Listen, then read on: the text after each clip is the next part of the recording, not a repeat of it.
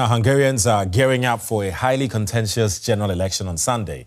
Opinion polling suggests Prime Minister Viktor Orban is on course to lose to his main rival, Peter Magyar. Orban is a populist leader who's been in office for 16 years. Magyar has promised to reset Hungary's relations with European countries that have been increasingly antagonistic under Orban. Hungarians light up a square in Budapest at a concert against Prime Minister Viktor Orban. Over 100,000 people came to mobilize the electorate to vote him out.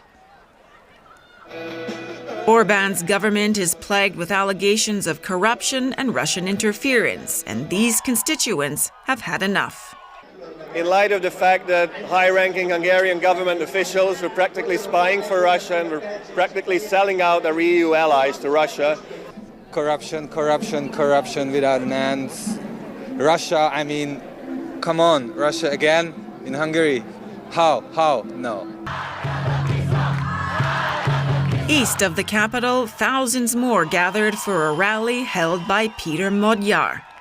He used to be in Orban's Fidesz party, but defected to the opposition, emerging as the candidate who polls say could unseat Orban after 16 years. The center-right politician has vowed to pivot away from Russia and restore ties with the EU. We know the European Union has its flaws, of course. But the fact that we can live in peace here today, and that we at least have a chance, once we take our homeland back, to make this once again a functioning, humane and peaceful country, is thanks to this dual alliance system, the European Union and NATO.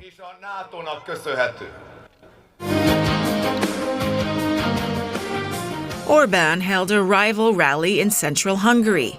An ally of the Kremlin, Orban again warned that the ballot is directly tied to the war in Ukraine.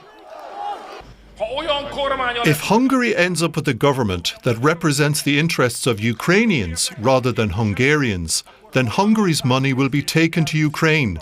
That's what's at stake in this election. Orban's supporters say he represents stability. Viktor Orban, because I'm the same age as him, we grew up in the same country, we are one nation, we survived communism. The whole world is boiling. We need stability here. This is not the time to experiment with a new government, a new prime minister, especially not one like Peter Magyar. Stability or change? Around 8 million voters are eligible to decide Hungary's path forward. Right, let's bring in DW correspondent Ferenc Gaal, who is covering the elections for us from Budapest. Hello, Ferenc, nice to see you. So, you are the venue where Orban supporters are gathering for their final campaign rally. Polls suggest Peter Magyar could unseat Viktor Orban. Are his supporters worried there? I think you can definitely see and feel and hear, if you talk to them, that they are more worried than they have been in elections over the past 16 years. I just spoke to a woman who was selling Hungarian flags right here at the entrance of the rally. She said she's hopeful that Viktor Orban is going to win and stay in power. Another person I spoke to said that he thinks the silent majority is going to come out on Sunday, tomorrow, when people go to the polls, and that he is certain that Viktor Orban will win. So there is definitely people who are hopeful and optimistic. But if you look at the polls, and especially if you speak to people who are on the opposition side, they seem even more convinced and even more hopeful that this Sunday will bring about change after 16 years of Viktor Orban here in Hungary. Right. I mean, the opposition accuses the Orban government of corruption. Is that message reaching voters beyond its own base? I think it might be. The issue of corruption is not new to this campaign, of course. There have been allegations for years and years now. But what has been particularly remarkable in this campaign has been that in the last couple of weeks, there has been just a flurry of news, of bad news for the Orban government, frankly, where almost on a daily basis you've had really news stories breaking that usually might take up the news for over a month. But since they came in this heated campaign and they were just coming on a daily basis, you barely had time to follow them. There is people from within the police, a whistleblower coming out claiming that the Office for the Protection of the Constitution was meddling in their investigations and making them raid offices of IT experts of the opposition party. And this case has really sparked a big debate and has reached a lot of people, especially in such a small country like Hungary. This interview was watched over 1 million times within a day.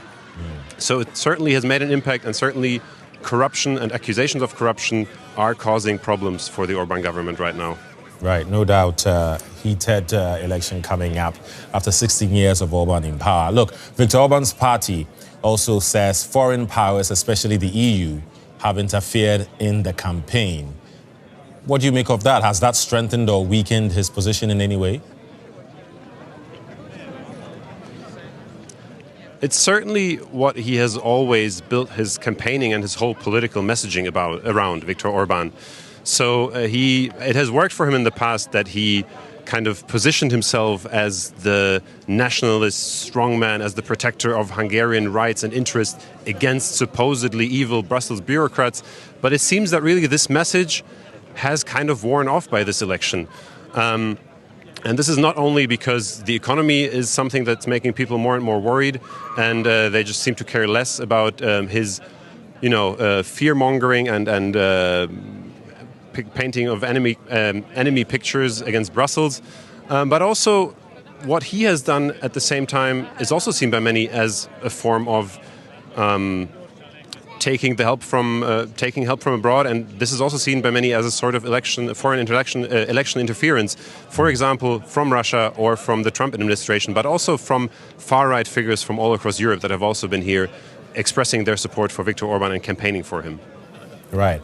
Again, just to highlight, Viktor Orban has been in power for 16 years. So if Peter Magyar wins, what will that mean in practical terms, you think? And how quickly could we see that change? That depends a lot on the margin of his victory.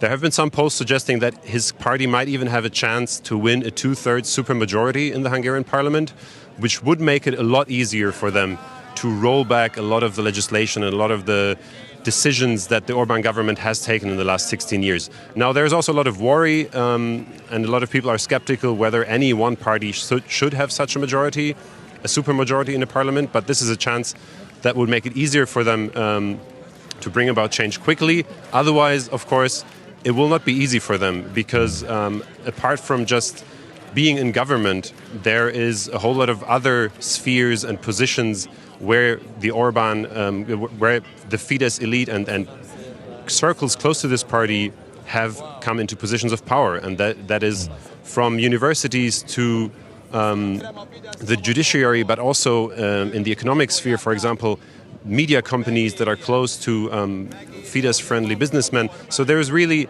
a lot of there will be a lot of opposition also for Peter Magyar if he comes into power and wants to change things. It will not be easy, for sure. Right. Only time will tell. We'll wait and see. DW correspondent Ferenc Gaal reporting from Budapest. Thank you.